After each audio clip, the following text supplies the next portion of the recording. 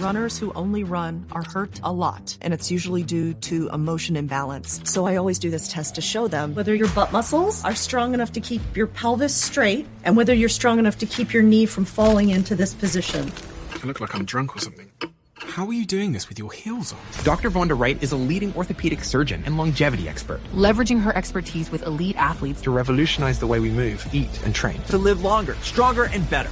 I'm on a rampage to make bones sexy again, because in the United States, at least 50% of women will get osteoporosis, along with 2 million men. Now, osteoporosis is low bone density, and studies show that people with low bone density have higher cognitive decline. It increases your risk of fracture. If you break your hip, 50% of the time, whether you're a man or a woman, you will not return to pre-fall function, and 30% of the time, you will die. And there's a lot that causes bone fragility, such as aging, not building enough bone in our youth. It's our sedentary lifestyles, the myth that women have to be teeny tiny, and it's even things like a woman breastfeeding will lose 20% of her bone density in the first 6 months, but it's not inevitable. And I will lay out a lifestyle that I call Unbreakable. It's about muscle, bone, nutrition, but the most important part is mindset. I'm very, very excited. But just to pause there, is there a link between menopause and bone density? Yes, and it's because of the plummeting of estrogen, which is critical for muscle, bone, tendon, ligament, fat, and without it, it can have dire effects. So you need to know the following. I find it incredibly fascinating that when we look at the back end of Spotify and Apple and our audio channels, the majority of people that watch this podcast haven't yet hit the follow button or the subscribe button, wherever you're listening to this. I would like to make a deal with you. If you could do me a huge favor and hit that subscribe button, I will work tirelessly from now until forever to make the show better and better and better and better. I can't tell you how much it helps when you hit that subscribe button. The show gets bigger, which means we can expand the production, bring in all the guests you want to see, and continue to doing this thing we love. If you could do me that small favor and hit the follow button wherever you're listening to this, that would mean the world to me. That is the only favor I will ever ask you. Thank you so much for your time. Back to this episode. Dr. Vonda Wright. Yes. For anyone that's unaware of what you do and who you do it for, what do you do and who do you do it for? So, as a sports doctor over the years, we've learned how to take really high-performing athletes, those are who are winning all the time, who need to continually get better and better and better at their craft. And over the 30 years of my career, we've gone from really focusing on how they train, the periodization of their training, to the last time I was at the University of Pittsburgh, I was the medical director of the UPMC Lemieux Sports Complex, which is where the Pittsburgh Penguins are housed. And it had gotten so scientific. They had a full-time chef. Every meal from breakfast, lunch, dinner, every meal on the planes were prepared, because when it comes down to split-second agility, top of brain thinking, every little bit counts. And so in the 30 years of my medical career, it's gone from just learning more about performance science of how to train, to how to feed people, to how to recover people. So instead of doing, for instance, I think Dara Torres was talking about her Olympic runs in her 40s, right? She trained much differently when she was 24, and in her 40s, after she had had a child, it was much more about recovery, not as much hours in a pool. So I take all those things that we've learned over the course of my career and now apply them not only to athletes, but to people like you and me who we're in high performance jobs. I need to be tip top in every sphere of my life, as you do. And how do we eat better, recover better, take the principles of performance that we've learned from athletes into high performers and even mere mortal athletes like me? A lot of my work involves cognitive performance, Yes. making sure my brain is sharp when it needs to be. Yes. How much of your work crosses over into the cognitive realm? I am not a brain scientist myself, but I am fortunate to be surrounded by people who are expert in that. So from my own perspective, I've come to appreciate at a much deeper level personally, as well as professionally, the role of sleep. In fact, we've talked about my previous books from the early 2000s before, and when I wrote those books, mobility was king. I wrote only about mobility. And then as I progressed in my career, I got deeper into nutrition. And then I would say, okay, nutrition is number one and mobility is second. But at this phase of evolution of sleep science and knowing how restoring the brain and providing adequate time and nutrients, I put sleep first, sleep and recovery first, because you can't do any of these other things without a well-recovered brain. In fact, somebody asked me the other day about timing of working out, and is it always necessary to do it in the morning? Like, that's the mantra, get up, go do your workout. And my answer to that was, you have to know how your brain works. For instance, my brain is best between 5 a.m. and 2 p.m. That is when I'm going to get all my deep work done. I'm going to be creative. I'm going to think. After 2 p.m., I could build you a house. I can continue operating. But if I'm going to write a book, it's going to be early. So I do not work out in the morning because I'm not going to waste that brain energy on physical activity when I need it for this deep work. So that's the way I apply brain science. But I'm so lucky to be surrounded in the place I am now with people who put EEGs on your head and map your brain and tell you which brain pathways you're too stressful on and which brain pathways we can train. And you can train the physical brain like a muscle.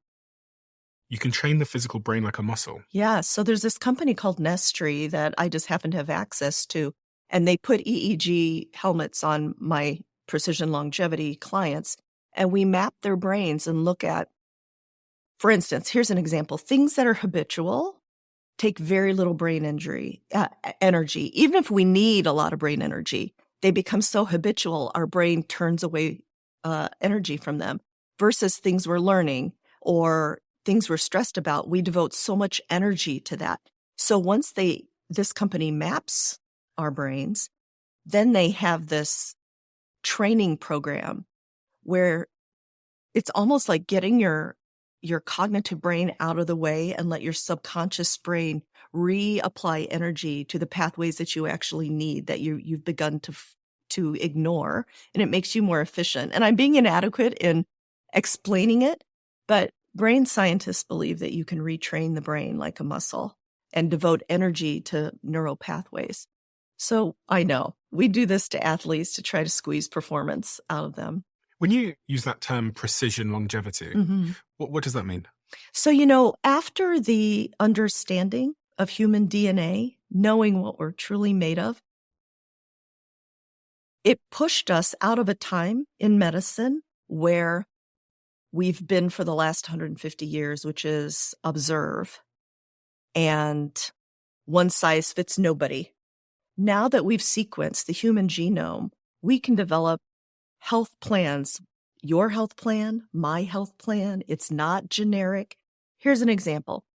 When I have people who want to talk to me about living healthier longer, and we draw a set of biomarkers, it's not 6,000 biomarkers. It's just a set of about 23 that are beyond regular labs. And I see that, for instance, maybe, Steven, you have a high load of senescent cells. Well, I'm going to specifically design your GAP nutrition according to what you need. You might not need anything for inflammation because maybe your inflammation labs are good. But historically, what we would have done is say, okay, let's just give everybody the same formula. But now we are able to devise what your body needs at your time. I do the same thing with exercise. I never say, let's have you do 150 minutes of moderate exercise because I have access to lactate threshold testing where you're walking on a treadmill, running on a treadmill, or on a bike. Every 4 minutes, we're pricking your finger, and I can tell exactly when your mitochondria, the little energy storehouses in your cells, go from burning fat to burning carbohydrates. And that place is called the fat max. And that is when your mitochondria, your energy organelles, are most efficient. And that's where we want to work out 80% of the time. So that's just an example of how I'm going to tell you what heart rate you need to work out in. I'm going to tell you how to fill the gaps in your nutrition instead of just doing broad guidelines, because that's the state of the art right now. When you think about personalization, I was thinking also not just about the individual, but different phases of life and how maybe in my 20s, there's a certain set of things I need to be thinking about more so than in my 30s, my 40s, and my 50s, and my 60s. Is that a useful way to think about it? Are there different things we need to be thinking about in different seasons of our life? Or is it the same things in every season? Well, I love that question. And the one word answer is yes, every season of our life is different. Let's take bones, for instance. We build bones Yep. until in women we're about 28 and men 30. We reach peak bone mass. We then reach a plateau where we keep our bone density. And then in women, it begins to plummet due to hormonal influences. For men usually maintain their bone density until their 70s when they plummet, unless they have a metabolic problem, an autoimmune disease, or having had the need to take a lot of steroids. And then you see a big difference at 50. So in bones, that's a good example how every few decades our bones are reacting differently. Muscle is the same way. We know that we can gain muscle at any time in our lives, but we do it most easily until we're about 30, right? Mm-hmm. We also know of changes in the way our gut functions as we age, having to do with absorption and the ability of the microvilli in our gut to absorb nutrients and different kinds of nutrients. Women in midlife, for instance, need vitamins that are something called methylated, which means broken down a little more because our gut function is less efficient. So every phase of our aging, we're different. Well, on that point of bones, that sounded like you were saying that men's bones maintain their density longer and women's don't. Why is that? And is that linked to menopause? Well, men, because of the influence of testosterone and the genetics of having XY chromosomes, build more bone initially, thicker cortices, more absolute poundage of bones. And so, and then because of the plummeting of estrogen, which is critical for bone health, women lose bone faster than men, such that after about age of 40, when we get to that plateau, women start to lose bone density about 20% by the time they get to their menopause.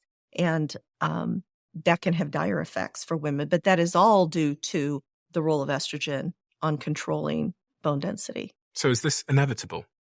Is the loss of bone density inevitable for women? It is not. In 2004, we studied a very large group of masters athletes, meaning athletes 40 and older, in the National Senior Games, which is Olympics for people of that age demographic. And the National Games, you have to have won your state games to qualify. So these were pretty high-level recreational athletes. So we did a study looking at their bone density across time. And the first study we found was that with chronic exercise, such as these people did, you could maintain your bone density at a very high proportion into your 80s.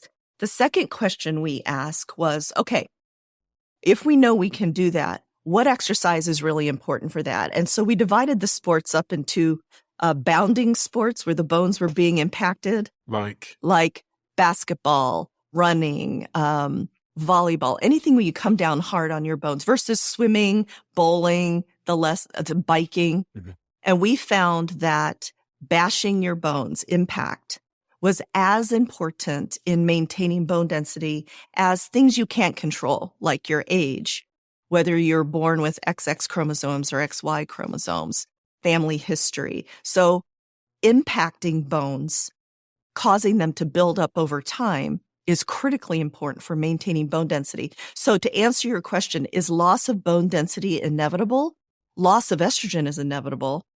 Loss of bone density doesn't have to result in osteoporosis, fracture, and frailty.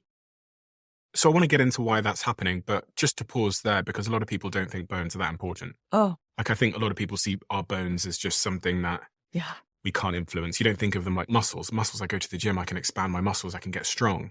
But with bones, it feels like they're static, you know. Mm. So how would you refute that so that I start caring about my bones? And what is the cost if I don't care about my bones? Well, you know what? I'm on a rampage for this year to make bones sexy again. Because here, from a very superficial level, is why we should care. And then I'll tell you from a more scientific level. You know, we only think of our bones usually in a couple times, like you look in the mirror and somebody tells you, oh, your bone structure is magnificent. Look at this model's bones. Or and we're all touching our cheekbones. Or we think about them when we hear about a great archaeologist who's just discovered a new people group, and we can tell from our bones how they lived, how they died, how healthy they were. In fact, in that setting, bone is the last remnant of your whole life. It endures the longest. I mean, the history you talk about in your bones outlives anything. Muscle goes away, skin goes away, everything except your bones, which remain. That's fascinating, right? But the other reason we even think about our bones is when they break, right? People think bones are silent, like a strong silent type just hanging back until they break, and then they're screaming at you, right? And causing frailty. And here's some bone stats, because the real answer to the question is coming. 1 in 2 women will have an osteoporotic fracture in her lifetime. So it's either me or your partner, or me or your assistant, right? 1 in 2 will have an osteoporotic fracture. Women have 70% of all hip fractures. Hip fractures are one of the main contributors to ending up in a nursing home because you can no longer walk and take care of yourself, right? 70% are women. If you break your hip, 50% of the time, whether you're a man or a woman, you will not return to pre-fall function. You cannot go live in that house where you raised your children. You may not be able to drive and go be totally independent, right? And 30% of the time, it's a huge number. 30% of the time, you will die, either from the complications of the fracture, from the bed rest, from the infections you get, the bladder infections, just the sequelae of being that sedentary. So those are not meant to scare people. That is the reality that I see every day as an orthopedic surgeon on call. But there are other reasons to care about the bones, because fracture is a big one. Bones, and it makes sense, nature is so conservative. Bones are in our body from the top of our head to our pinky toe, right? Bones are master communicators. We think of muscle, which we're all talking about now, and bone and adipose and everything as siloed organs that don't have much to do with each other except they live next to each other.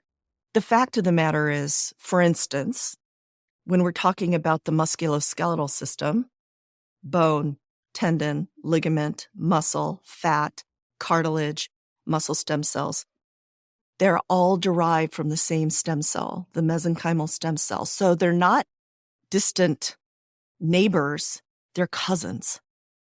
And they all speak in the same language. They may have different dialects. I was thinking about an example of this, how in the UK, English is the language, but depending on what parish you live in or which country within the UK, English sounds very different, but it's the same language. So within musculoskeletal tissue, muscle and bone are not separate. They are one ecosystem, such that when muscle releases a protein called irisin, it talks to the bone. When bone releases a protein called osteocalcin, it talks to the muscle. But in the case of bone, osteocalcin, if we just stick with that protein, it talks to the whole body. When your osteoblasts, the bone building cells in your bones, release osteocalcin, it goes to your brain and has a neuroprotective effect by decreasing inflammation. It goes to your brain and causes the synthesis of neurons in the hippocampus. It goes to the pancreas and helps with insulin insensitivity. It goes to the muscle and helps the muscles scoop up glucose out of the blood, right? If you're a man, osteocalcin can travel to the testes, and that organ, the Leydig cells, under stimulation of osteocalcin, will produce testosterone. So it's like a miracle and a wonder that we just think of bones as the strong, silent type that hold up our muscle, because actually bone and the proteins that it produces are master communicators. And it makes so much sense because we have bone everywhere in our bodies. Why wouldn't our bodies use it like that? I thought it was just a frame. Well, and it is a frame, right? What's muscle without bone? Just a heap of metabolic tissue, right? It gives us our statue, but it's a master communicator. The framework is almost a secondary job, in my opinion. The bone is releasing stuff. Mm-hmm. I got this this little analogy I'm going to put on the table. In Yeah. one of the tubs, I've got some minerals, and then this is the body. Yeah. So could you explain to me how the bone is releasing something into the body? So we've talked about the bone being structural, right? It holds you up. It gives you your stature. We've talked about bone being a master communicator. Another job of the bone is as your body's storehouse. Two really, really important. Maybe if we just talk about one of them, calcium. Calcium is a critical mineral in our body. We need it for a muscle contraction, for pushing molecules across cell membranes. But we've got to store it somewhere. So when we eat food, our intestines pull it out of the food we eat and stores it in our bones. And so our body is always sensing how much calcium, how much phosphorus do we have? What do we need?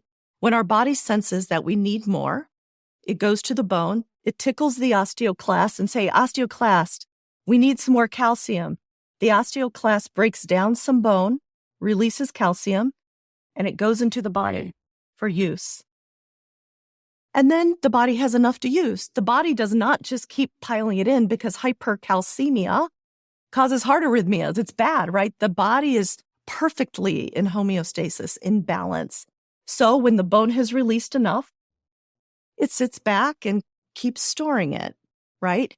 The calcium your body doesn't need, if the bone is full, it's excreted through the kidneys. And this is a really fine balance between building bone, releasing the storehouse of minerals into the bloodstream, or saying, oh, we've got enough. Let's send it out in our urine.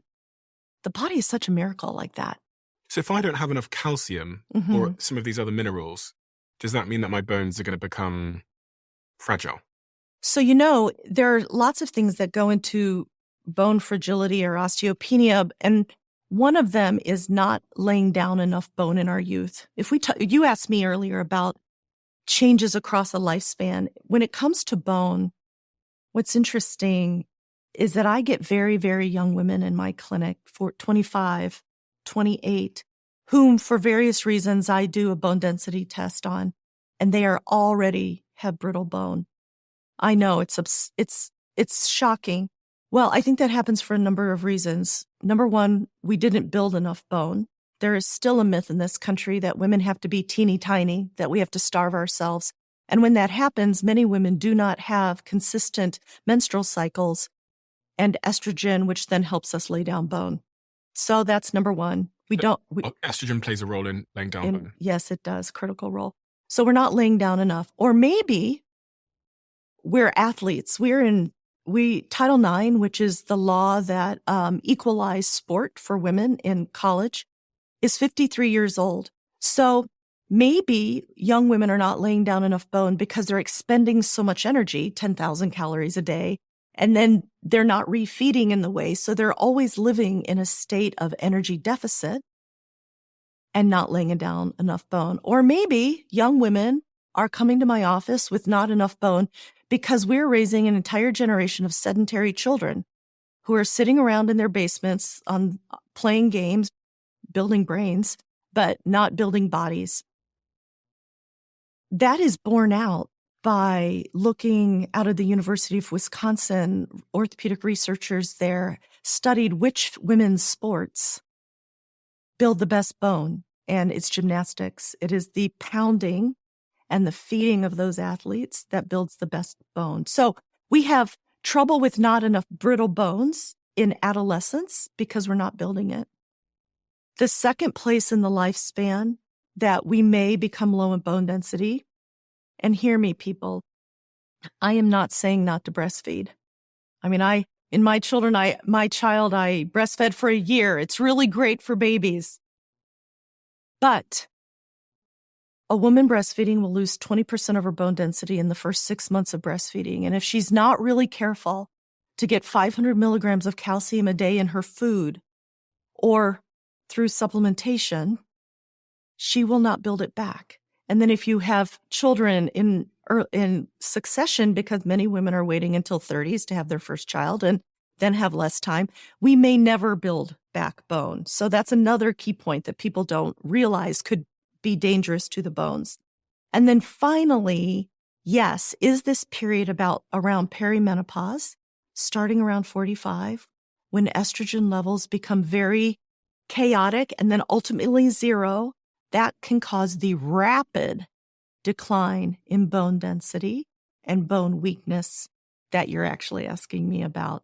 And that's because estrogen is critical for controlling the absorption, this part, the absorption of bone.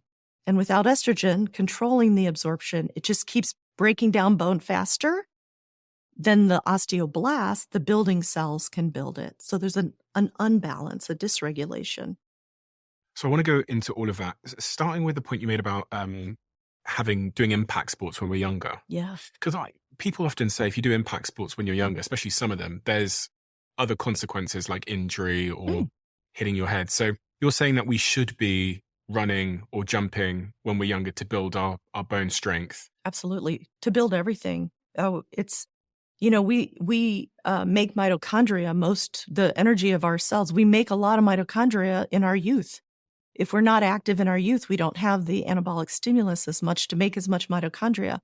If we are sedentary children, we will make bone, but we will not build bone to the extent we do if we're bashing it every day. And I think the data out of Wisconsin is a good illustration of that. And is that in all seasons of life? If I'm 60 years old, should I still be bashing that bone playing basketball? And that's what my study from the National Senior Games shows, that by impacting your bones across your lifespan, you can change your bone density. So on that point of pregnancy, which is your second point there, during my pregnancy, after my pregnancy, what do I need to be doing? Is it drinking milk? Yeah. So this is the data I gave you was specifically for breastfeeding. Okay. So for breastfeeding mothers, you will lose about 500 milligrams of calcium a day as you're making milk for your child. You must replace that. I like people to replace their calcium with whole food, right? With prunes and dates and high calcium dairy, if you will.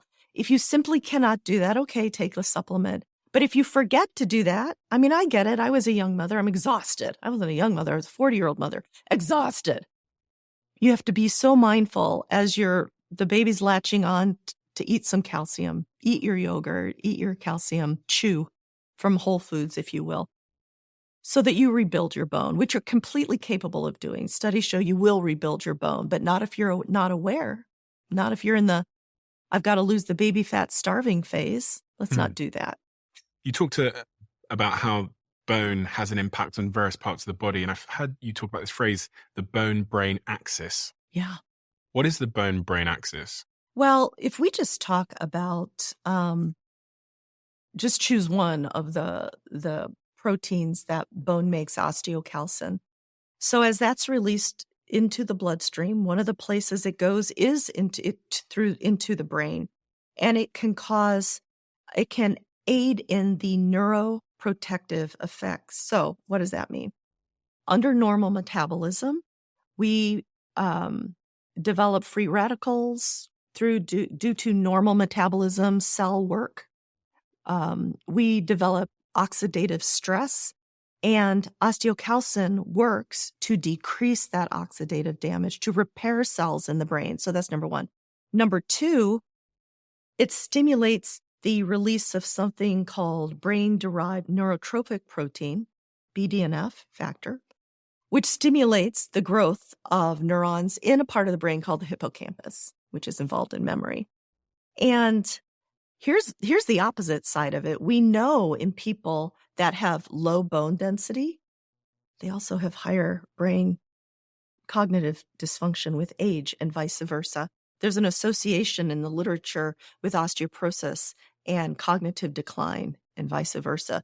I heard you in the Business Insider interview describe there being a critical decade. Yes. For bone health.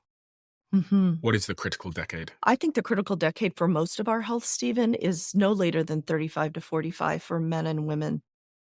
That's because we know for women, that's when estrogen starts to decline or become chaotic. So when we're in our 30s to 40s, that is the time to get all of our health habits together. It's time to get a physical to see what your baseline labs are. I think it would be critical for men and women, particularly men, to get a baseline testosterone so that in the future, when we're thinking about supplementing testosterone, we're supplementing back to your particular level. Mm-hmm. Because in the future, let's say when you're 50, a man's testosterone could be 600, which falls within the normal range. But if he's still feeling low energy, not himself, a lot of tendon and ligament injuries, well, his young testosterone might have been 800 or 1,000. So I like people to get baseline labs if they've never been to the doctor before, around 35, all things, so that we know what we're returning you to. Number one. Number two, if you have been so busy with your career and stepped away from any semblance of mobility and resistance training, now is the time. Because had I known then what I know now, when I was 40, I was training for triathlons. I was an aerobic athlete, right? I ran, I biked. But what I would have done then, if with what I know now, is I would have been lifting a lot of weight to build maximum muscle while I still had the most hormones, to start at a better place. Because you can build muscle, but it's better to start from a higher average. So get some labs, make a relationship with the doctor, get all your preventive screening. Do not blow that off. Develop the habits that are going to carry you through a lifetime, whether it's smart anti-inflammatory nutrition, whether it's getting into a resistance training program, building up your cardiac machine. I saw that you were running a lot now, and we want the highest possible VO2 max that we can as we enter into midlife, because we never want, as we age, to cross something called the fragility line. So VO2 max is the measure of, it's the ultimate measure of fitness, how much oxygen you are capable of pulling out of the air and diffusing across your lungs into your blood. World-class athletes. I was just at the U.S. Olympic Center in Park City, Utah. Those athletes have a VO2 max of 75, 80, sometimes 90, right? Mere mortals are considered excellent when they have a VO2 max of around 50 for women, around 50.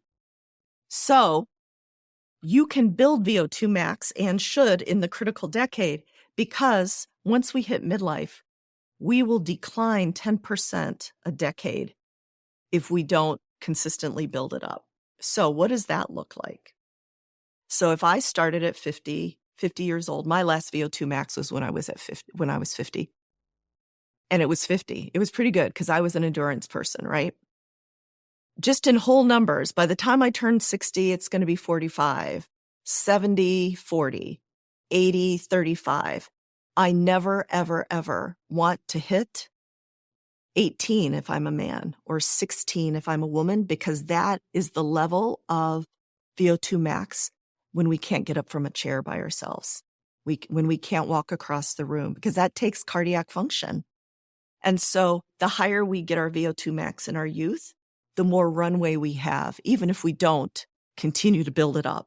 Yeah, I've got a family member that can't walk upstairs without being out of breath. And it's so debilitating, because when you have grandkids and the grandkids start running around and you want to play with them, it's so sad watching this particular family member see the grandkids come, the grandkids say, let's play, the grandkids run off, and this person can't go after them. So they just have to watch, they literally watch the grandkids playing in the garden because they can't play with them. Yeah. And I think it's such a sad thing. It's one of my big motivators to try and stay healthy, is just to be able to extend my health span. That's right. So that I can be healthier, hopefully until the day that I die. Might be great, but touch wood.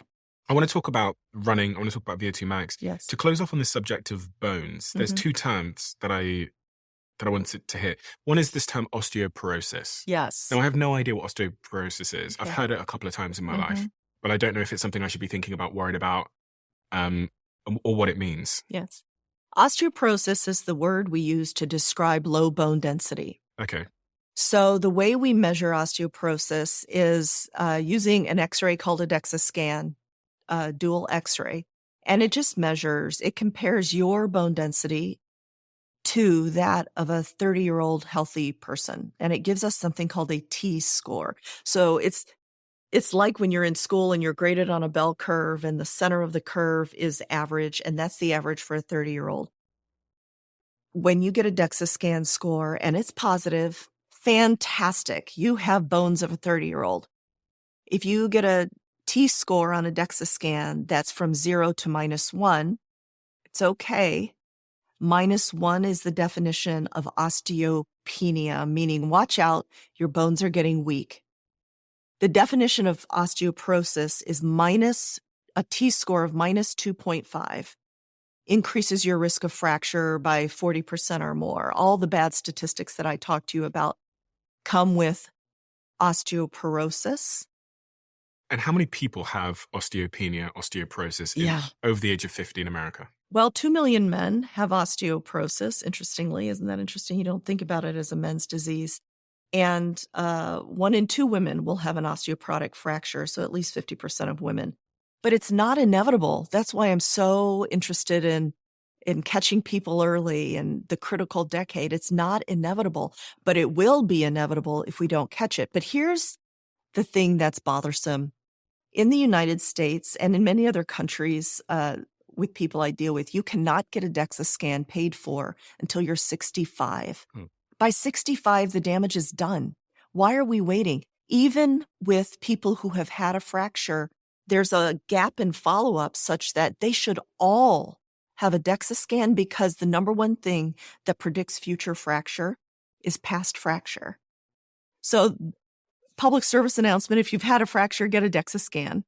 Even if it was a traumatic one, like you had been in a car accident. But definitely, if you have fallen, if your dog pulled you down, if it was a low trauma fracture, get a DEXA scan, because then at least you'll know where you are and can then plan a course for building your bone. Are there any early warning signs that I might be suffering from osteoporosis or on my way to osteoporosis? You know, I think you can get clues from your own family. Okay.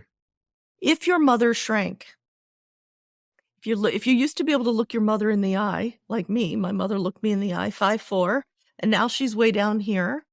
We lose height in both men and women due to compression of our spine vertebrae. We lose height. So if your dad shrank, if your mother shrank, that's a good indication that you have a family history where osteoporosis can exist.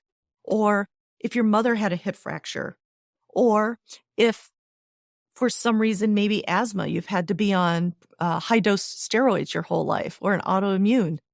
That's very bad for bones. So from a medical standpoint, from a family history standpoint, from a personal standpoint, usually fracture. What about if I'm a smoker? Does that have an impact on my bone health and chances? Yeah, I'm really glad you asked that. Smoking is a poison to bone healing, whether it is fracture, will heal more slowly. In fact, we have a much higher rate of non-union, which is where we fix a fracture and it still doesn't heal, in smokers. We know that there is a big body of data within the orthopedic literature for people who have spine surgery who are smokers. They are not only less healing, but they're more infected. So the noxious chemicals in smoking are very bad for bone. Good thing I don't smoke. Is that smoking, vaping, or is it It's all. Vaping might be more dangerous. We just don't have as much literature. Okay. And the last thing before we talk about running and VO2 max and endurance and sports and all those things is the link between Alzheimer's and bone health. Is there a link? That goes back to what we were talking about before, and there's a correlation.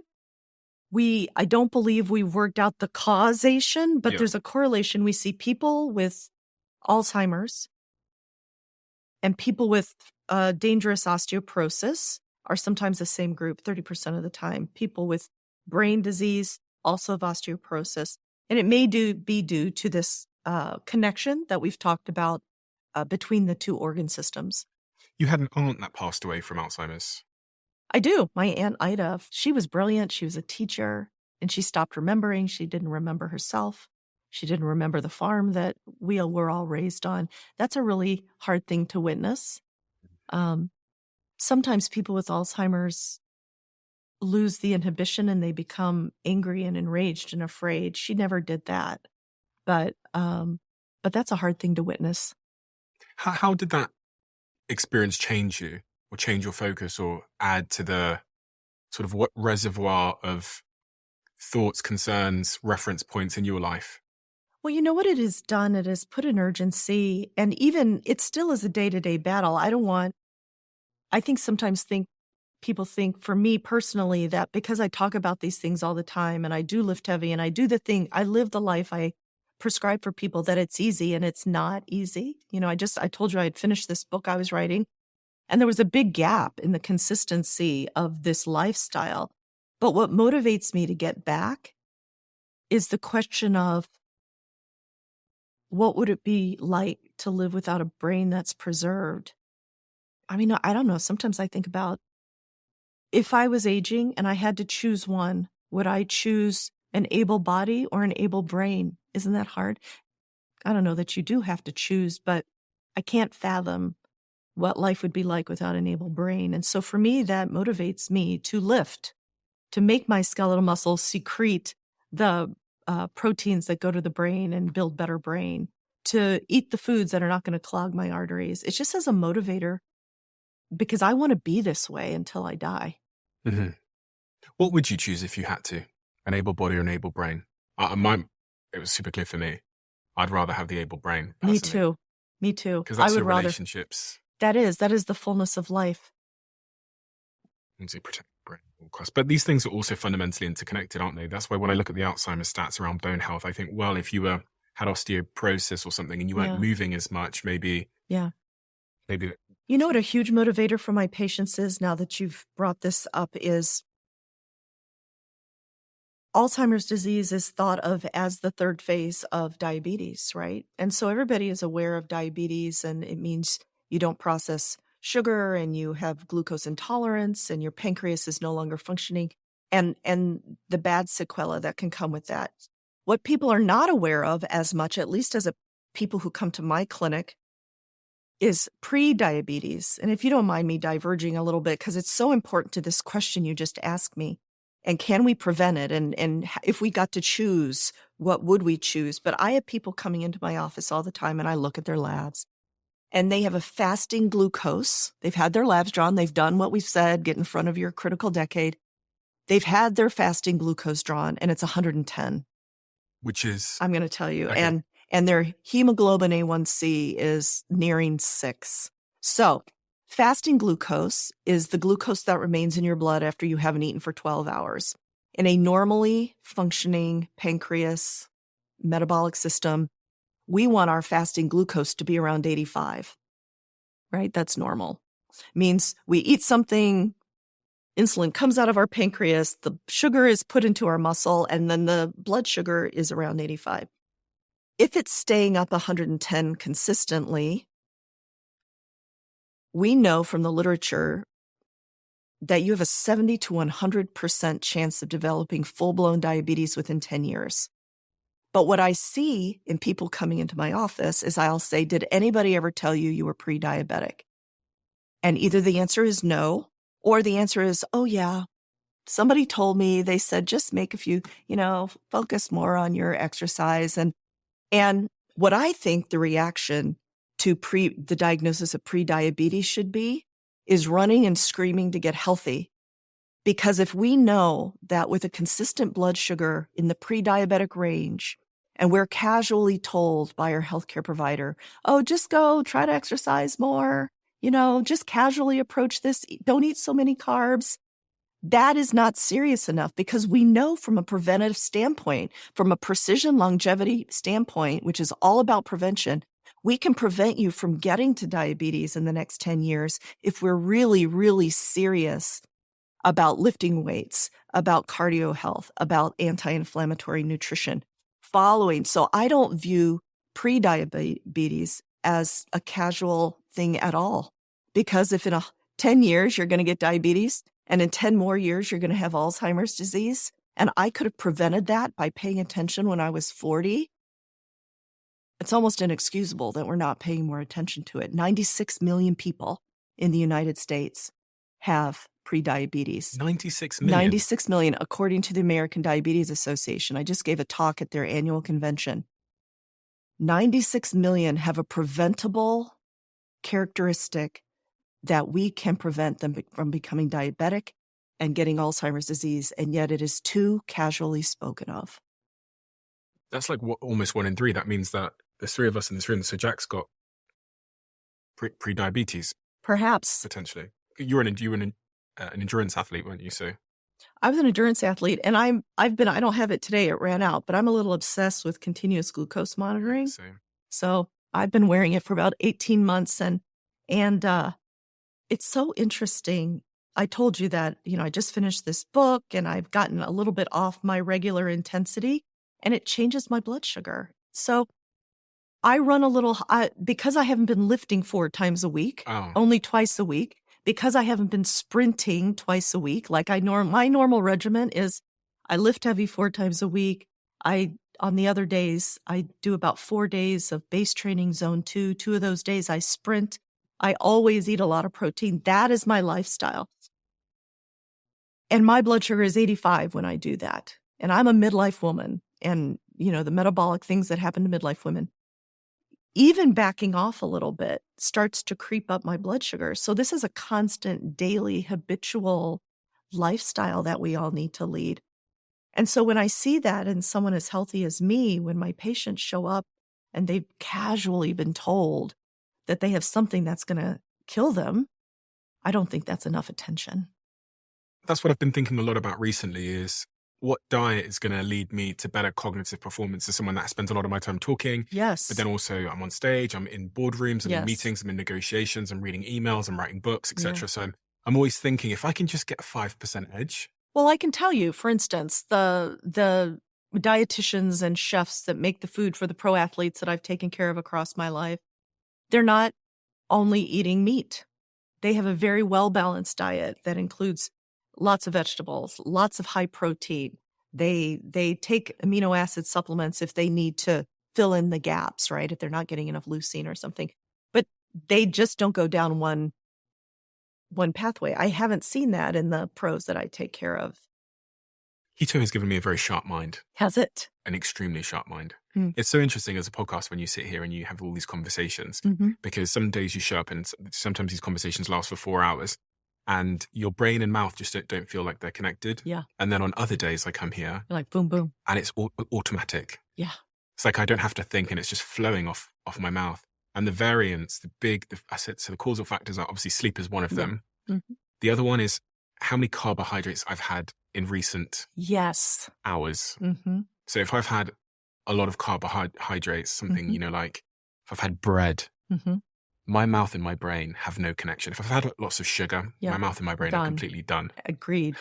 Because of this CGM thing, I found that if I only eat protein for breakfast, which egg white omelet or, whatever, just protein, that I needed a little complex carbs in order for about 10 o'clock in the morning to be able to function at a high level with my patients. So now I've added 50 grams of carbs in the morning, but that's not a lot of carbs, not very much. I just needed that little complex, but interesting, right? And what do you eat? I eat 130 grams of protein a day. There's no upper limit on how much protein you can eat in a single setting. I try to get at least 30 because there is a lower threshold for 30. And so if I do that, it takes 3 meals and a couple snacks a day. That's a lot of volume of food. So I try to eat really dense. So a cup of Greek yogurt is like 18 grams, and a really pure beef stick is another 16. So at this point, I've memorized the most dense foods that I can to get that much protein. It's a lot of protein. It's a gram per pound. And that's what I need to build muscle. Studies have shown that eating high protein alone without lifting as much as I want myself and others to do will help maintain muscle. And then I eat a lot of vegetables. I hope people are not going to throw them at me, but I don't eat fruit except blueberries. Fruit is nature's dessert. So if we're going to eat fruit, eat it as dessert. I eat blueberries with my yogurt, but and then carbs, I only eat complex carbs if I eat them at all. Quick one. I want to talk about something we all need to take seriously, which is cybersecurity. Whether you're a first-time founder facing your very first audit or a seasoned professional who's been through it all, Staying compliant is getting more critical than ever and more complicated, I have to say. And that is where Vanta comes in, who is a sponsor of this podcast. Vanta takes the pain out of security compliance, automating the tedious but essential process of proving your business is secure across over 35 frameworks like SOC 2, ISO 27001. Centralize your workflows, answer security questions up to 5 times faster, and protect your business without losing focus on growth. And this is really a critical part of this. A new IDC white paper found that companies using Vanta save over $535,000 a year, and it pays for itself in just 3 months. For a limited time, my community gets $1,000 off Vanta at vanta.com/Steven. That's VANTA.com/Steven for $1,000 off.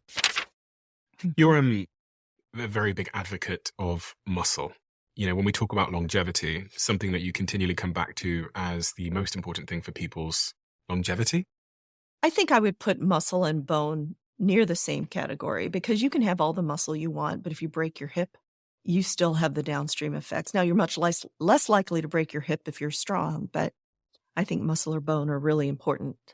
What if you're 65 years old, 70 years old, and you haven't got strong muscles right now? Your muscles have declined, let's say, over the last couple of decades.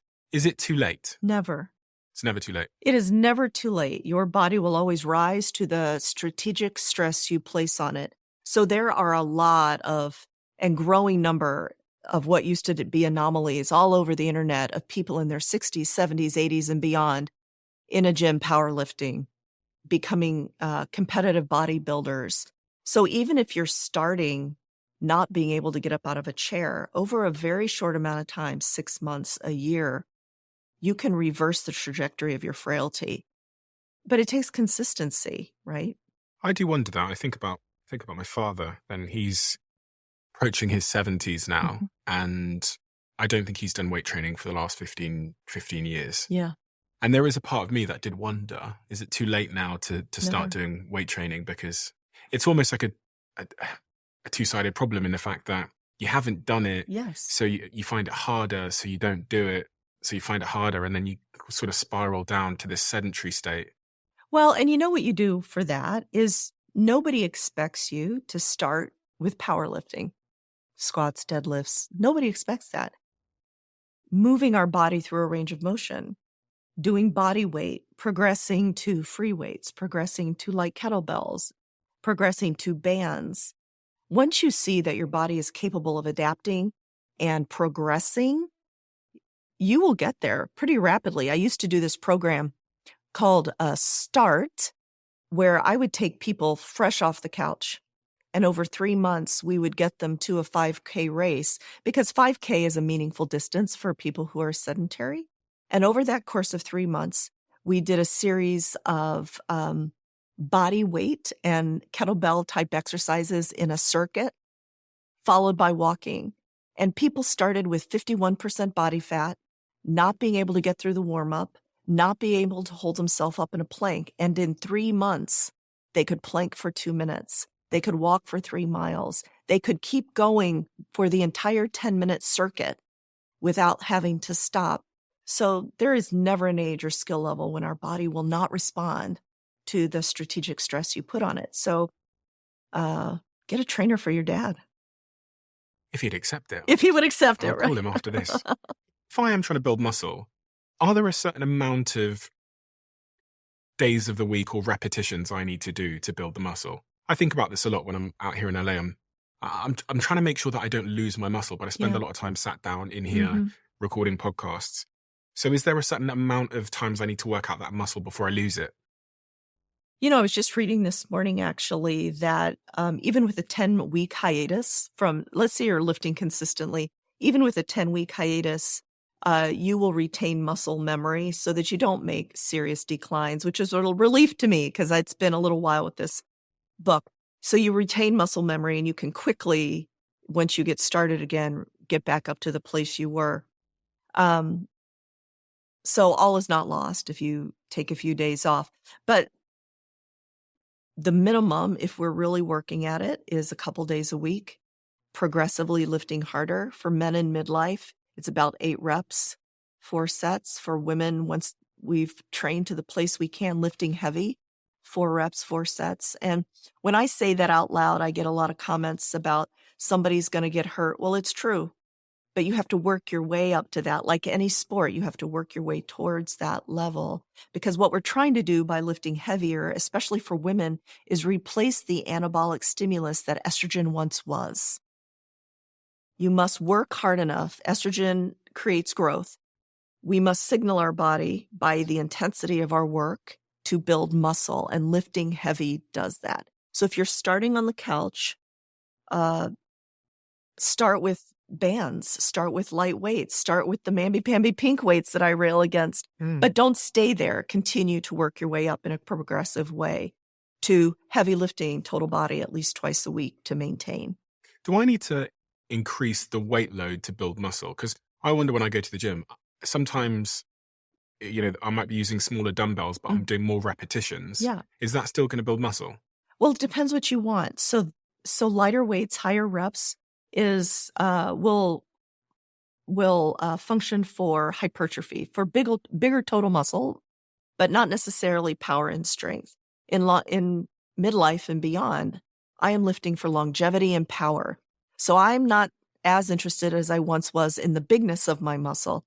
I am interested in, can it move powerfully over time? Can I get up off the floor? Can I lift my suitcase above my head? So lifting for power is lower reps, higher weights. So it just depends what our goal is. You may be focused on hypertrophy right now, which is fine because you have not reached the critical decade. So if I'm looking for hypertrophy. Yeah, higher reps, lower weights. So 12, 15 reps, low weight. And then if I was looking for power, then maybe 6, 8. 6, 8, that's right. How many do you do? I do 4. You do 4? Mm-hmm. So big weight, 4. Big weights, 4 reps, 4 sets. Interesting. I didn't know that. Mm-hmm. Interesting. And just to give some sort of foundational knowledge as to why muscle is so important, because some people still might not be aware of the link between longevity and muscle. A lot of this is to do with, from what I understand, glucose. So it has to do with muscle is the sink for glucose. It is a key factor in preventing insulin resistance, not to mention strength, staying upright, not falling down, causing a fracture, right? So muscle is a metabolic endocrine organ. When it releases, one of the things it releases is skeletal muscle contraction, biceps curls, causes the transcription of a protein called klotho, which is the longevity protein. About 30 years ago, it was described in Nature. It is the protein when muscle contracts that's transcribed. It works on every organ. We know that it's critical for the longevity and repair of organs because mice who are born without the ability to make klotho die old, very young. Chronologically, they're very young mice, but they die very old mice because they have not enjoyed this protein klotho. We make klotho by the contraction of skeletal muscle. Here's a study I did years ago that showed that I measured klotho level circulating in the blood of older masters athletes, people 60, 70, 80, younger masters athletes, 40, and sedentary people. And what I found that the highest levels of circulating klotho, the longevity protein, were in young athletes, not surprising. The second highest level of longevity protein klotho were in old masters athletes, 70, 80. The lowest level of longevity protein were in young sedentary people. So even old athletes had more circulating klotho than young sedentary people. So just the contraction of skeletal muscle can add to your longevity through this protein. Another protein that's released with skeletal muscle contraction called galanin, it is transcribed, goes to the brain, works at a place called the nucleus ceruleus, which is critical for resilience. It makes you more resilient. It helps you able to problem solve. And then, a very popular protein that is transcribed with skeletal muscle contraction is called irisin. It's the exercise protein, which It works on bone. It works on fat to brown fat, from white fat to brown fat, which has higher thermogenesis. It has higher mitochondrial load. So muscle, just in doing its thing, not just looking pretty in a gym mirror, does all these metabolic functions. And so that's why we think it has such a key role in longevity. So if I'm trying to protect my muscle as I age, are there any supplements that I should be taking? I mean, do they sell Clotho supplements? They don't. You have to make it. Oh, fuck. Contract your own muscles. Well, you need to feed your muscles. I always quote people 1 gram per ideal pound. Because listen, I'm an actual practicing doctor. And here's what I know. People need really specific instructions and they can't be confusing. So is there a range of protein people need? Yes, there is. But people can remember 1 gram per ideal pound. So you got to feed your muscle with protein. High quality protein. The highest quality protein has the greatest percentage of an essential amino acid called leucine. Leucine is not made by the body. It has to be taken in from the outside. It's a branched chain amino acid. And you get it from whey protein. The best source in the universe of leucine and whey protein is mother's milk, but most of us don't drink that as adults, so we get it from dairy products. You can get it from plants for everybody that is a plant lover. You just have a much lower percentage. You have to eat a lot more of it. So high quality protein, number 1. Number 2, there's a lot of research for creatine supplementation for both men and women. When I first started being aware of creatine in 1992, it was during the Olympics. I was working with a bunch of wrestlers at that time. We would give very, very high doses. We would cycle the creatine. We would come on and off. Now, steadily 5 grams a day will help build muscle. It will help build brain. It's really interesting. A couple of months ago, I asked the people in my office if they used creatine. Yeah. And a couple of the guys put their hands up. None of the women put their hands up. Huh. And I asked them why. I said, why don't you use creatine? They said that they thought it was for bodybuilders. Well, it started out for bodybuilders, but it's for everyone. Actually, it's very well studied. So I actually had this debate with my girlfriend last year at Christmas time because I was taking creatine and asked if she wanted some. And she made the same comment to me that it was for bodybuilders and that she'd put on weight if she had it. And then I said, no, that's not true. So she Googled it and she saw that it's good for like cognitive performance, skin, hair, muscle, bone, etc., etc. And now she takes it every day. Perfect. I think there's a big re-education piece to be done there because we almost used to think of it like a steroid or something. And it's not at all. Yeah. You know what? Despite podcasts like this and despite me screaming from every mountaintop, I find that there still is an incredible knowledge deficit in the general public about the principles of how to be the healthiest we can be. And an even bigger gap in the ability to take action for ourselves. I mean, and it's not a judgment. It's simply an observation that we know what to do, but we don't do it. And we know what to do and we don't do it. Even if we see in our family someone who's going through the throes of diabetes or even on to Alzheimer's, it's still not enough motivation. And I think that's the real problem to solve. Motivation? How do you solve that? Sometimes we solve it by scares, right? You know, someone has a tremendous health problem, but sometimes that's not even enough. I have found that it is never going to be motivating enough to try to say, okay, if you do this today in 20 years, you're going to be much better. There's this temporal disconnect. People just don't get it, what they're going to be like at 70. I think we have to make you feel good every single day. It's like when we were talking about your brain, when you're doing heavy work and cognitive work. If you can feel better every single day, you'll continue the behavior, not for a promise. So I think that is the way to talk to anybody. It's the way I talk to my patients. Can I make you feel better tomorrow? Can I make you feel like a badass because you lifted heavy weights today? It's hard though with things like bone. You're telling someone that they need to be getting, I don't know, like their calcium and stuff like that. And they think, well, I can't see my bones, and osteoporosis is so far away that... Yeah. It's hard until you see someone fracture or you fracture yourself. I agree with you. And vitamin D as well is crucial, isn't it, for bone health? I was reading that there. It is. Magnesium? Vitamin D, magnesium, lesser known things, strontium, zinc, boron, and micronutrients, but big things vitamin D, magnesium. Sleep. We Sleep. talked about that a little bit as well. Yeah. How important that was. You mentioned that I'm running now. Yes, you are. Thank you for noticing. I thought you'd never mention it. And 1 million others are supposed to join you, I noticed. Yes. Yeah. We're going to try and get 1 million people running. That's great. You're going to save a lot of lives. Oh, thank you. But much of it's because of the work that people like you do and that come on my show and inspire me to think about things like my VO2 max. And I've definitely been just weight training for the last couple of years, not really thinking about my bones or my VO2 max. So this has been quite a big shift for me. Yeah. But when I think about running, I definitely hated it. I still hate it a little bit, but I hate and love it now, which is progress. What are the things I should be thinking about? Because people talk to me about runner's knees and stuff like that. And I don't want to get injured. Right. But I'm running quite a lot. So I hear from a lot of runners that, oh, okay, I'm going to lift with my arms because I'm running. So that means my legs are going to get stronger. Well, what I know from 30 years in practice is that runners who only run are hurt a lot. And here's why. Running builds a big cardiovascular engine, but it does not build muscle mass below your belly generally, unless you're running uphill all the time and you're building glutes. But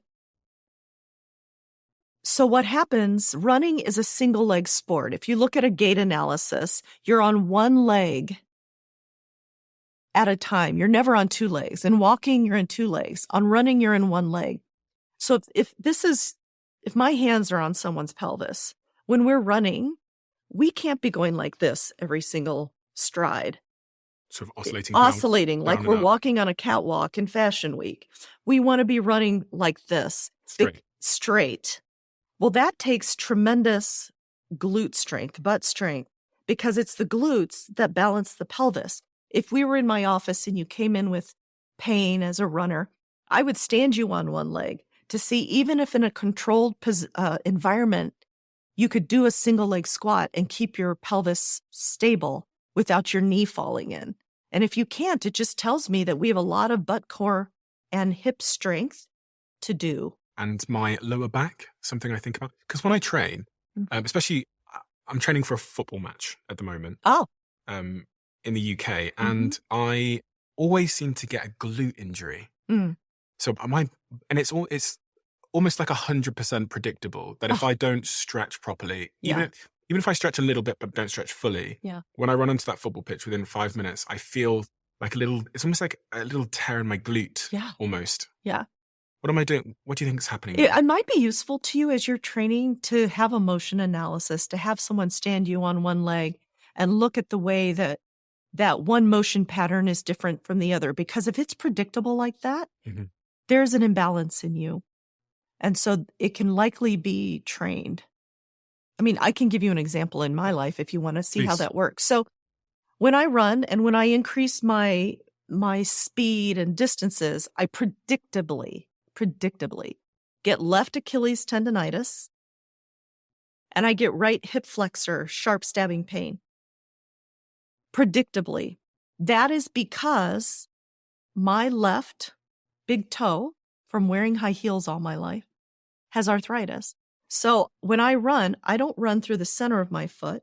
I run through the side of my foot. Where your pinky is. Where my pinky is. So instead of running through like this, I run through like this, puts extra stress on my Achilles tendon, changes my gait enough that it's tight all up through the left side of my body, and my right hip flexor is taking the brunt of that. Wow. That is a motion pattern deficit that I know I have. So if you were predictably getting the same injury all the single time, it's probably due to something's too tight on one side, something's too weak on the other side. And if you get it evaluated, you could probably train it out of you. Your gut and my gut is the home of our digestion, and it's also a gateway to better health. But it can be hard to know what's going on in there. Zoe, who sponsors this podcast, has one of the largest microbiome databases on the planet and one of the world's most advanced at-home gut health tests. Their blood sugar sensor, which I have in this box in front of me, goes on your arm so you can see how different foods impact your blood sugar. Then there's the at-home blood sample, which is really easy and analyzes your body's blood fat. And of course, the famous Blue Zoe cookie, which tests your metabolism. Oh, and I can't forget, there's also a poo sample, which is a critical step in understanding the health of your microbiome. And you post it all to Zoe and you get your results back, which will help you to understand your body's response to different foods. Using your results, Zoe's app will also create a personalized nutrition plan for you. And this is exactly why I invested in the business. So my question to you is, how healthy is your gut? Head to zoe.com to order your kit and find out.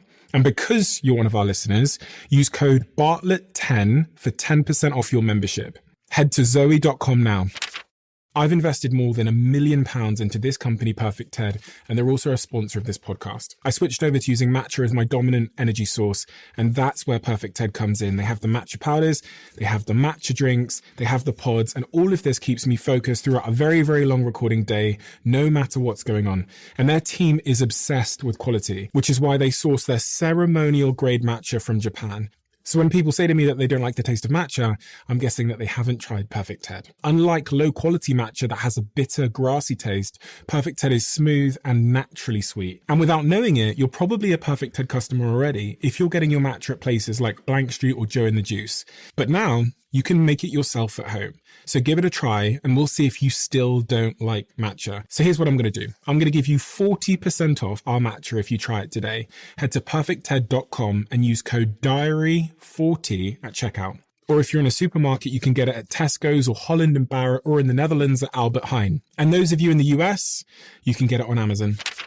On the subject of obesity and weight, we talked last time, a really fascinating thing that you said to me, which stayed with me, is that the more weight we're carrying, the more harm it's doing to our bones in a really disproportionate way. Could you clarify that again, but also talk to me about, give me the case for keeping my body fat down as I age? So what we were talking about is joint health. Yep. And the fact that every bone, if in your knee, for instance, if this is your femur, the end of every bone has a bumper of cartilage. Cartilage is a matrix of collagen fibers that has cells in it, and its entire job is to shock absorb. So the bones don't do so much of this. Bones are pretty fragile, but they glide. Cartilage has in physics, a coefficient of friction that is less than ice. So it's smoother than ice. It glides, right? If it's perfect. Cartilage is very subject to the forces of weight, such that in our laboratories, when we were doing cartilage research and wanted to damage cartilage, all we had to do is drop a marble on it. So it doesn't take much. So if we're carrying around a lot of heavy extra weight and we don't have the muscles to support that, instead of muscles acting like a shock absorber and protecting our cartilage, we're banging more. Now remember, banging is good for bones. It's not good for cartilage.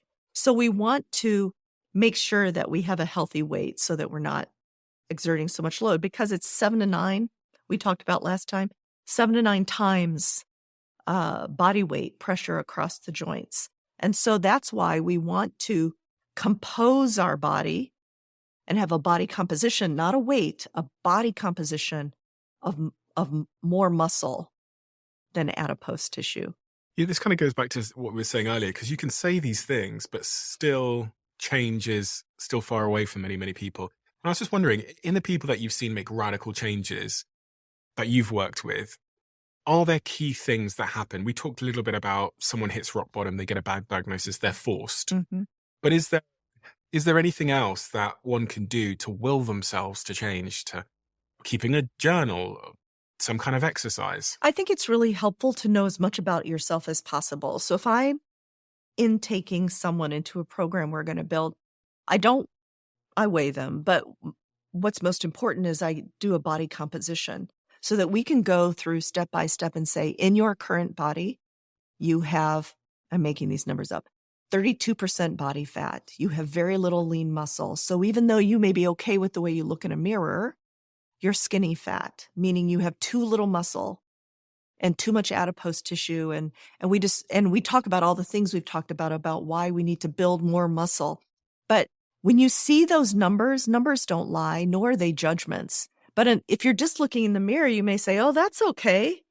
Or you may hate the little belly roll, but it's not, you don't hate it enough. But when you see that you have very little muscle mass and a very high percentage of fat, those data alone are sometimes a motivation. And then if we know that we're going to redo that test in 3 months or 6 months and track changes over time, that can be an added motivator. Besides tragedy, data can be a motivator. Wanting to feel like yourself again. In women in midlife, sometimes just say, I just want to feel like myself again. Well, we're different people after our estrogen goes away. And so it takes a different kind of work to feel like ourselves again. But at the end of the day, so tools wise, I think journals are helpful. Tracking, keeping a record of how you felt on a day, what you did that day. CGMs and stuff as well. Anything that turns the lights on has been really... That's right. Data. CGMs are, I learned what I was going to learn at 3 months, but I've had it on for 18 months just because that data spurs me on. Like, that was a really stressful OR day. My sugar spiked up even though I wasn't eating. I must have been very high cortisol. I'm releasing so much from my liver. It just informs me about the inner workings of my body. But also, at the end of the day, you have to love yourself enough, Steven. And I can't make you love yourself.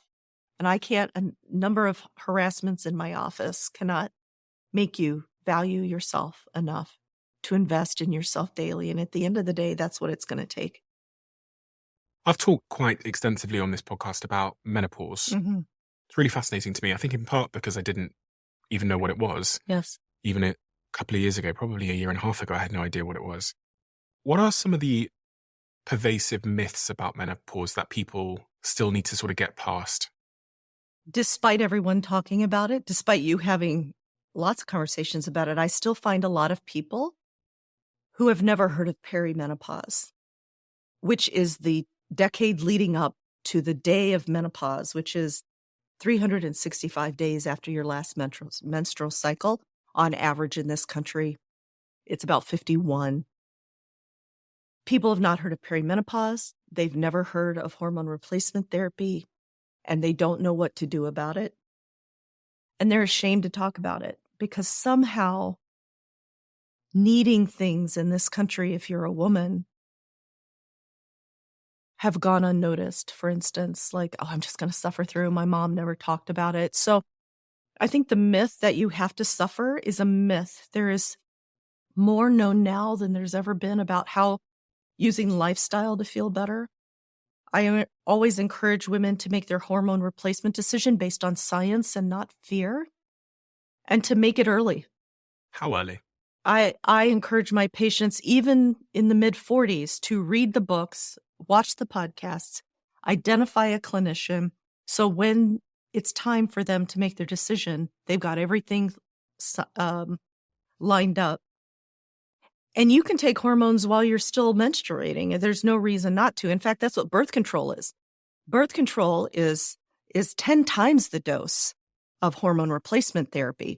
So under careful supervision, you can make your decision very early. What I want people to do is educate themselves. I call it menopause literacy because we have a very low level of menopause literacy in this country. I want them to make their hormone replacement decision, meaning, am I going to go on them? Where am I going to get them? Can I find a clinician to help me?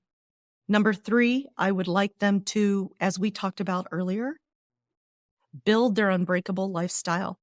Develop the habits early, not when they're in the throes of menopause and feeling desperate, but early, of lifting weights, of cardio that includes base training and sprint intervals, anti-inflammatory nutrition early, so that it's just the way you live.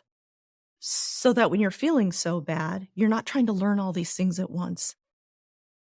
And there is a significant link between menopause and bone density because you lose some of those critical hormones like testosterone. Like estrogen and testosterone. So estrogen on bones acts to control the cell that breaks down bones. We talked about in bone health, there's a cell that breaks down bones called the osteoclast with a C, and a cell that builds bones called an osteoblast.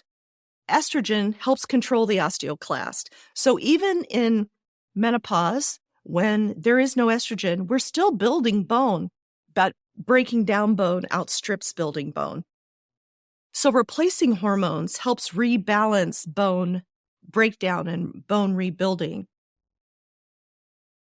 And if we lose our estrogen around the time of this perimenopause, menopause, we can lose 15% of our bone density.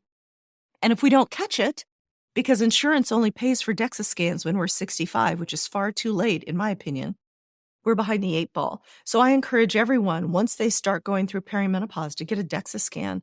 Whether they have to pay for it at their gym, save up their coffee money, it's worth knowing your bone status. What are some of the most obvious but pertinent musculoskeletal syndromes of menopause?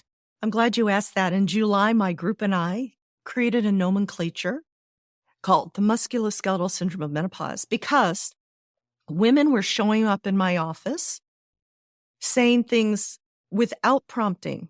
Because I'm a doctor who listens. I sit down on a stool, we have a conversation, I do not chart in front of you. So people talk to me, and out of nowhere, women would say to me, "Doc, I feel like I'm falling apart. And I don't know what's going on, but I feel like I'm going crazy because I've been told nothing's wrong with me." And I started noticing that more and more as women started coming in with their shoulders not moving, which is an entity called frozen shoulder. And so as I started looking at this pattern and reading the very few studies that were done, we've known for 30 years that the incidence of arthritis, inflammatory arthritis in women after 50, is much higher than inflammatory arthritis in men. We've known it for 30 years. And as I started researching, remember how I said earlier that every musculoskeletal tissue is derived out of the same type of stem cell, the mesenchymal stem cell? All of those tissues, muscle, bone, tendon, ligament, fat, muscle-derived stem cells, are all sensitive to estrogen. And without it, several things happen. There's something called arthralgia, which is total body pain, meaning your body hurts so much that you can't even get out of bed. That was one of the biggest things I had. I'm an athlete, and I could barely get out of bed because I was so inflamed due to the lack of estrogen. Estrogen is a huge anti-inflammatory agent. So I was totally inflamed. My body hurt. That's called arthralgia. Women come in, and I'm not kidding. They come in and they say, "My arm won't move." Literally, it won't move, or "I can't hook my bra." That is due to the inflammation of losing estrogen. In Asian cultures, it's called the 50-year-old woman's shoulder because it happens to 50-year-old women. It is a sign of the inflammation of losing estrogen. We know about sarcopenia, the loss of lean muscle mass, about 20% when you lose your estrogen. We've talked about loss of bone density.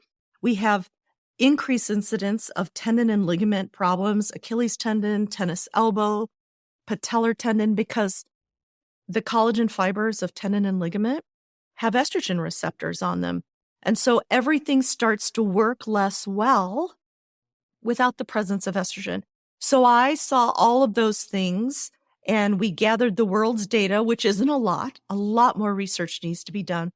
And we gave it a nomenclature.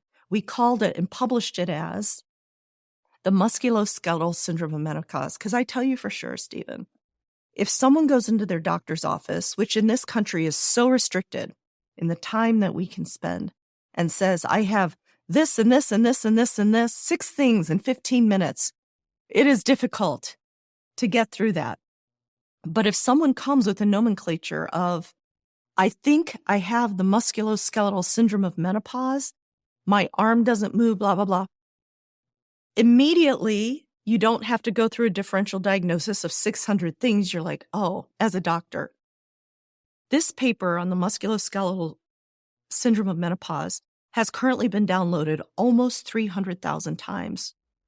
And to put that in context, some of the biggest journals in the world, medical journals in the world, documented, they did a survey of how many times their best articles had been downloaded. The best scientific journals, their articles are downloaded about 10,000 times. This musculoskeletal syndrome of menopause has been downloaded nearly 300,000, and it's not because, yes, it's a good paper. The need is so great, Steven, to communicate what the heck is going on with people, that I made it open access, meaning you don't have to pay to get this article. And I encourage people to Google it. It'll come up number 1, to print it, to read it, to give it to your doctors so that they can understand that you're highly inflamed. That's why your total body hurts. That you're shoulder doesn't move because you're inflamed, that your knee hurts because you have the arthritis of menopause.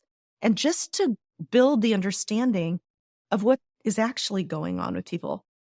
Fascinating. I didn't read 300,000 downloads. I know. It's It's amazing. like a New York Times bestseller, A research paper. 30,000 times over or something Yeah. crazy. Yeah. Congratulations. Well, you know what? Research is a team effort and we all work together, but thank you. It's needed.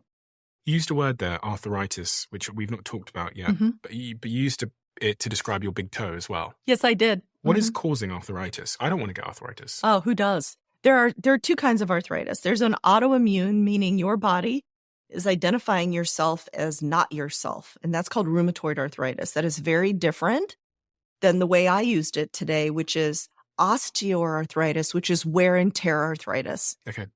So wear and tear arthritis can happen through thousands and thousands of repetition on a joint. We were talking earlier about running. It's 1,000 steps a mile.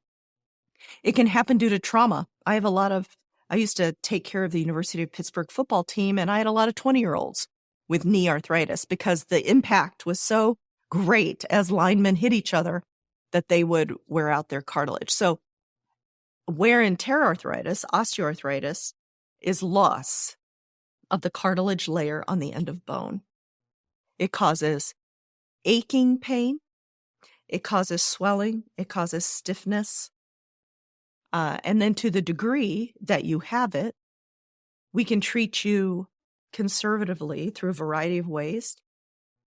Or at the end of the road, we can replace your joints. I want to just circle back on, we were talking there about the collection of symptoms that are associated with menopause, and you were talking about how arthritis is a factor. Are you telling me that to avoid the musculoskeletal symptoms of menopause, I should be taking hormone replacement therapy? Here's what I'm telling you. I'm telling you that every musculoskeletal tissue has alpha and beta estrogen receptors. We know that when those sit empty, you will manifest some of the musculoskeletal syndrome of menopause. 80% of us do. What I'm telling you is that estrogen sitting in those receptors can prevent bone loss, can prevent muscle loss, can decrease the inflammation of arthralgia and frozen shoulder. So everyone gets to make their own decision. People are thinking beings. They have agency. They get to make that decision to get out of pain and to prevent the musculoskeletal syndrome of menopause based on science and not fear. One of the things I'm a little bit concerned about these days is back pain.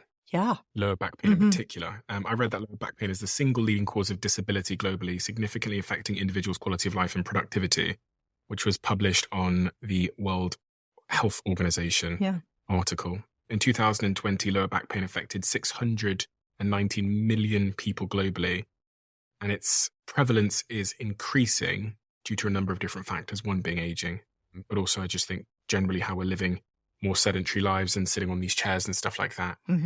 Back pain. Yeah. Common thing, only seems to exist in the Western world. I had someone come here from who studied the Hadza tribe in Africa, and they don't have back pain there. Yeah.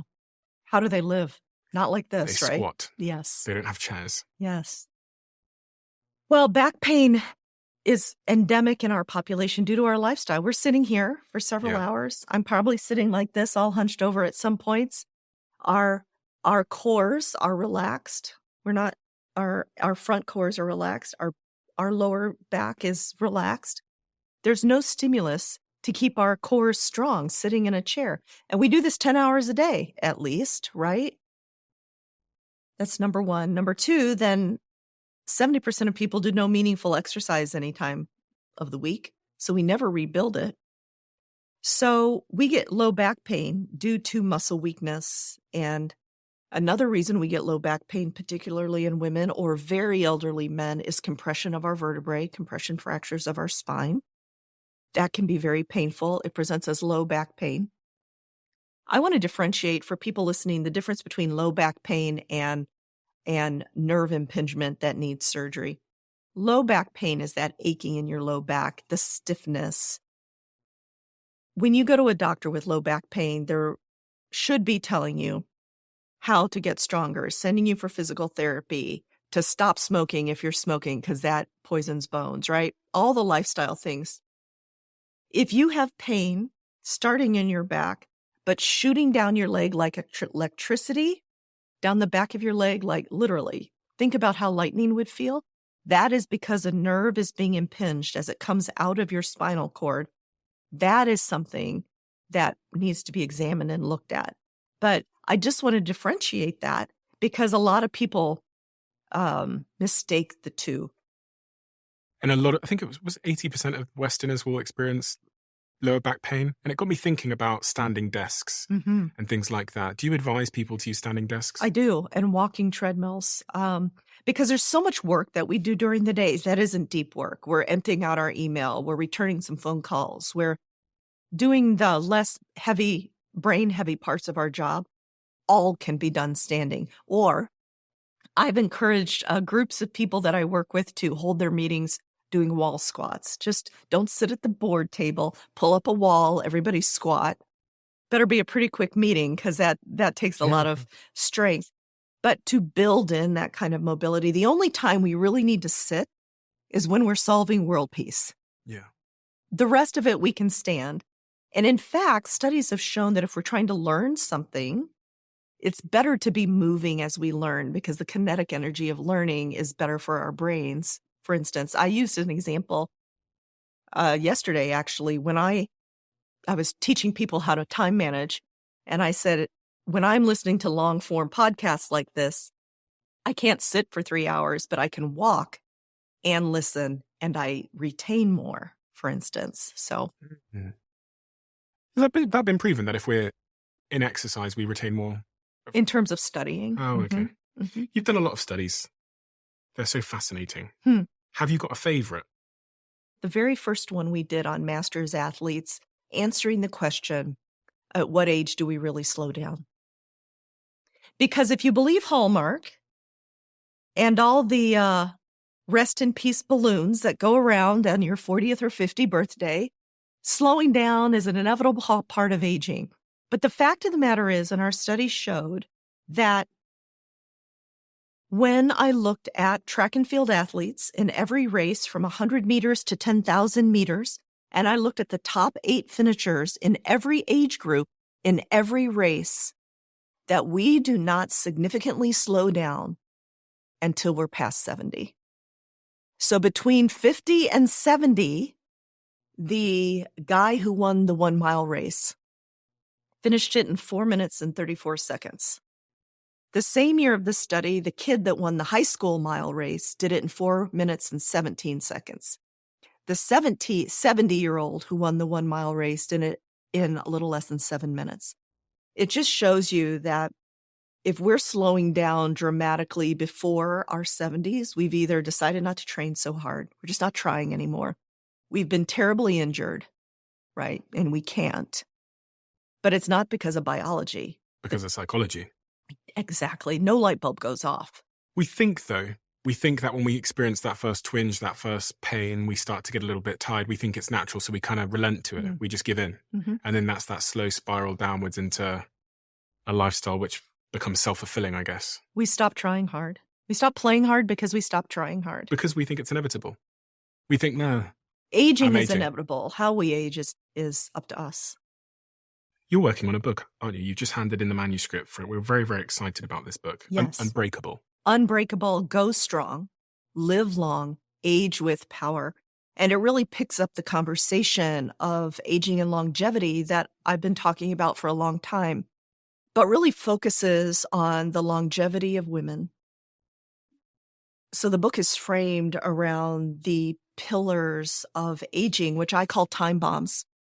The time bomb of metabolic dysfunction, the time bomb that we think means our DNA is our destiny, which it is not. We can modify ourselves, and several others, and really explain the science of what's going on and that aging is not an inevitable decline from vitality to frailty unless we cop to that attitude, right?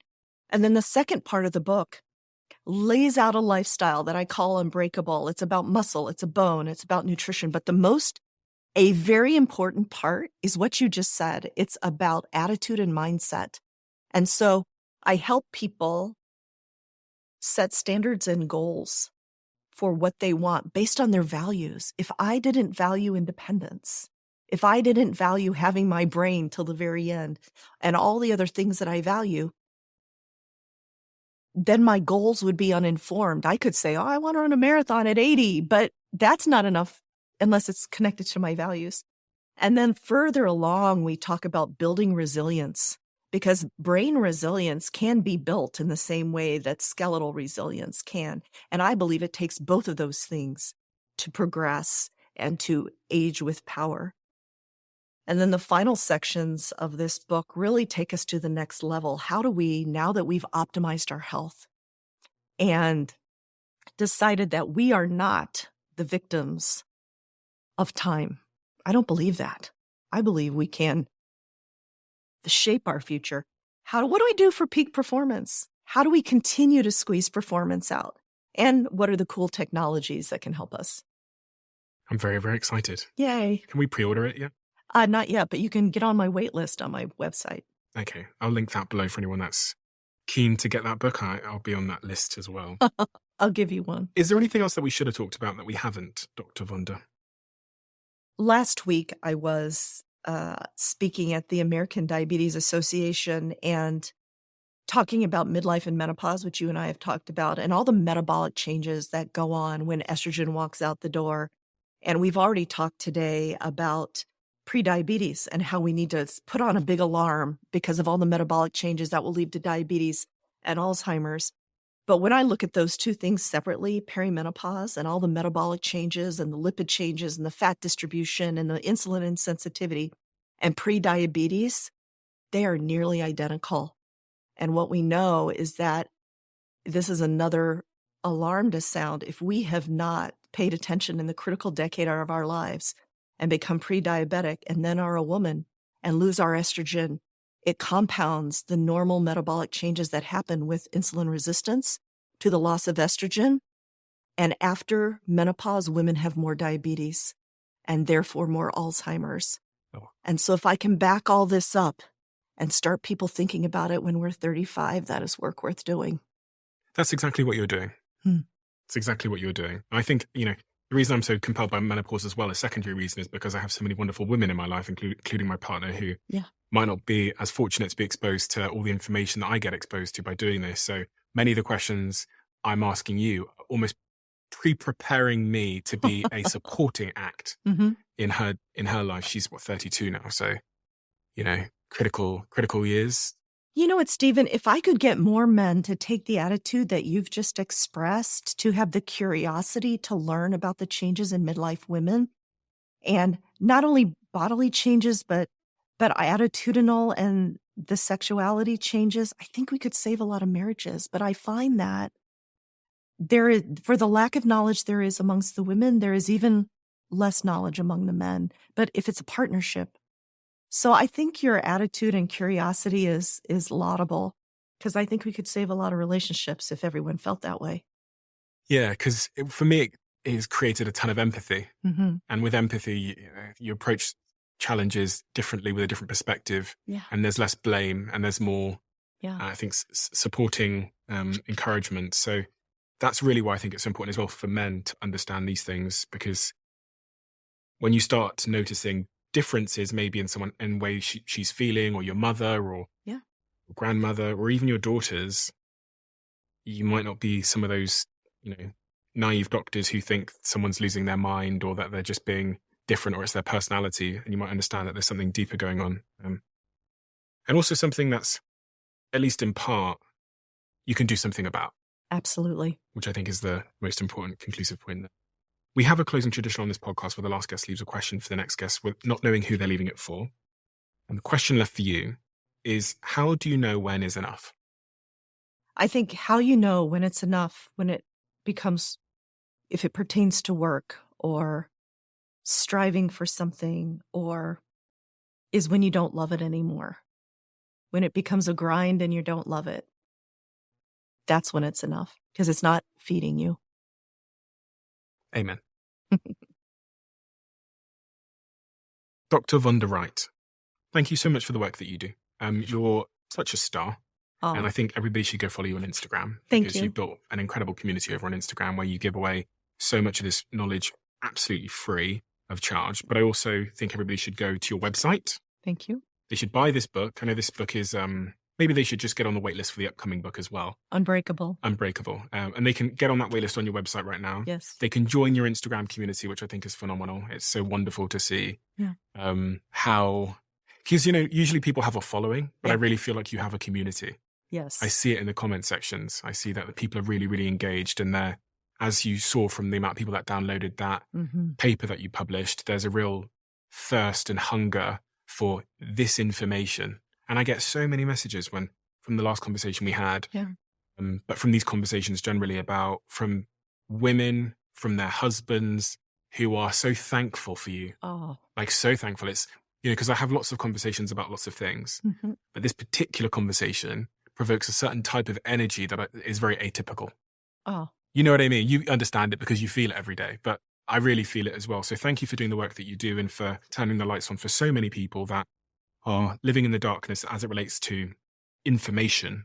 And that information is undoubtedly saving many millions of people's lives. I hope so. And that's work worth doing. So thank you so much, Dr. Vonda. Thank you. Some of the most successful, fascinating and insightful people in the world have sat across from me at this table. And at the end of every conversation, I ask them to leave a question behind in the famous diary of a CEO. And it's a question designed to spark the kind of conversations that matter most, the kind of conversations that can change your life.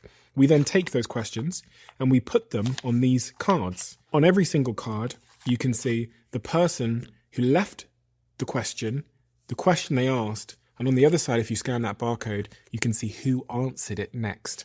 Something I know a lot of you have wanted to know. And the only way to find out is by getting yourself some conversation cards, which you can play at home with friends and family, at work with colleagues, and also with total strangers on holiday. I'll put a link to the conversation cards in the description below, and you can get yours at thediary.com.